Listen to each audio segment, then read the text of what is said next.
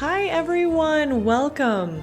This week we will be working on a reading strategy, making inferences. We'll be going over how to make inferences while you're reading, which is a strategy that active readers use.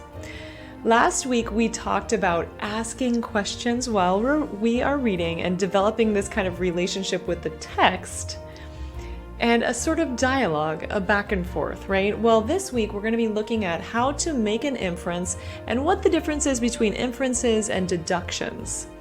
And then we're going to be practicing this skill and trying to read between the lines of the text and interpret the text. So I hope you're excited to join me today. And here we go. Let's get started. What is an inference? Well, an inference is an interpretation that goes beyond the information given. So what that means is that you use your background knowledge and you use the evidence in the text to help you make an interpretation. So an inference is really an interpretation, whereas a deduction is coming to an understanding based on evidence in the text. So I would say that a deduction is a little bit more cut and dry. It's a little bit clearer. So a teacher might ask you, so what can you deduce from this information? So you would read a sentence and then we can try to make a deduction based on this. This is from Harry Potter, The Prisoner of Azkaban. So one of the sentences is, an ordinary common or garden rat like this can't be expected to live longer than 3 years or so. So from this sentence, we can deduce that garden rats have a short lifespan. Okay, so we can deduce that information from the evidence in the text. Like I said, it's very clear and it's something that is right here. We're not going beyond the text with our own sort of personal interpretations. Okay? In the last video, I explained that good readers are always creating connections and making connections as they read. And active readers can maybe perhaps make text-to-self connections, text-to-text connections, where they're imagining how this relates to another book they previously read, for example. Well, in this case, inferences, it also fits into this category. You also are interacting with the evidence that you're seeing in the text and with your prior knowledge or your schema or background knowledge. And then you are making an interpretation, reading between the lines, and then trying to see what all of this means. So let's look at an example of what we could infer from a given situation. Now I think it's time for some textual evidence. So imagine that you are reading a book and one of the characters is wearing boots. And this is one of the first introductions to the character. You really don't know much about the character. So you make an interpretation and you start to make some inferences based on the character's description and their clothing and what they're wearing. And like I said, based on your own personal cultural background, where you live, where you're from, you're going to interpret the idea of a character wearing boots differently. So you may think, oh, wow, it's a hiker. This is someone who's an outdoorsy person. They like to go hiking in the woods, for example. I live in Santiago de Compostela in Spain, and there are many pilgrims who come walking through our city wearing these hiking boots. So I might think, oh, it's a pilgrim, right? Based on my background knowledge and the fact that the character is wearing boots. So I'm inferring that this character is a pilgrim. Or you may grow up in the Southwest in the United States or near California, and you may think, oh, this is a classic cowboy or cowgirl.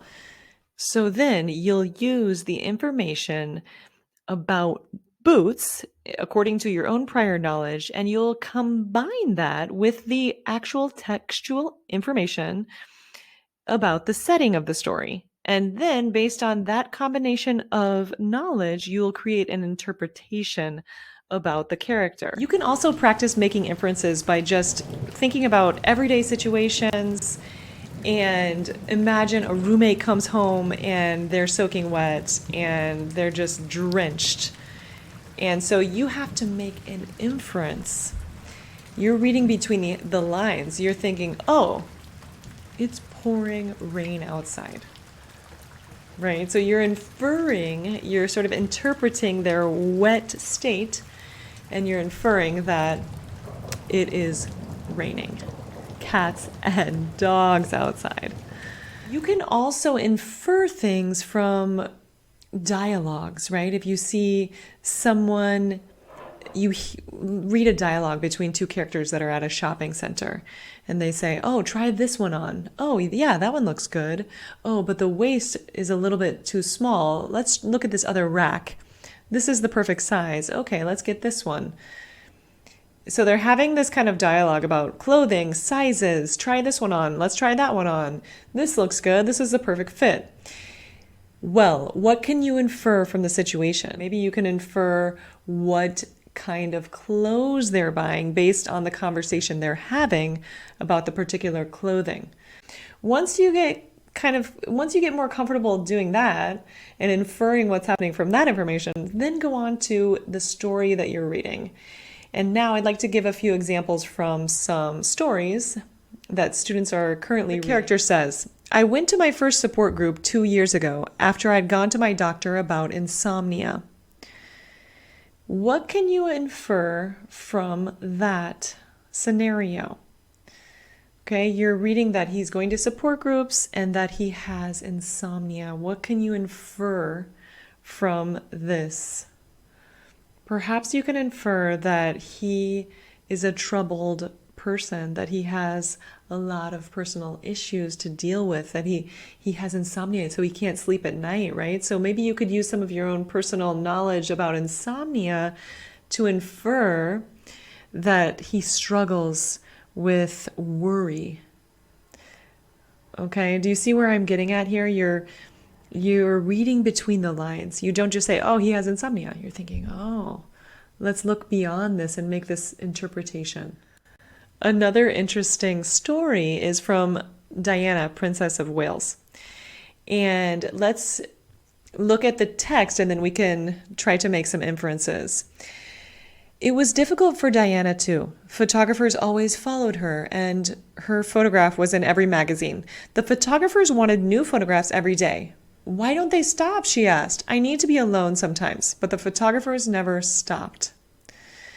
What can we infer from this text? Well, maybe we can see that she craves being alone. So perhaps she's an introvert. For English language learners, for people who don't speak English as a first language, sometimes making inferences is even harder because some of the vocabulary words can be words that are difficult or that you've never seen before. So in that case, it's really important to use the context of the sentence. Think about an example like, I jumped off the train and I hugged my parents. I was elated to tell them the news that I had won an award. You have no idea what the word elated means. So this gets in the way of you being able to make an inference because you don't know what that word means. However, if you use the context clues and you look at the sentence, you can see that it's a positive emotion because the person is getting off the train, hugging her parents with excitement. Perhaps it's this positive feeling of joy and excitement, which is really what elated means. So sometimes using the context clues will help you get beyond that idea of like, I don't know what this word means. How can I make an inference, right?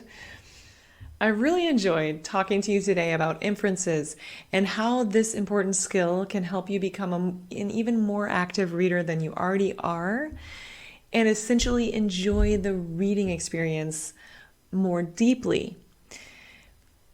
All the research shows that good readers, when they become more cognizant and more aware of these strategies and begin to utilize them to interpret the books that they're reading, that they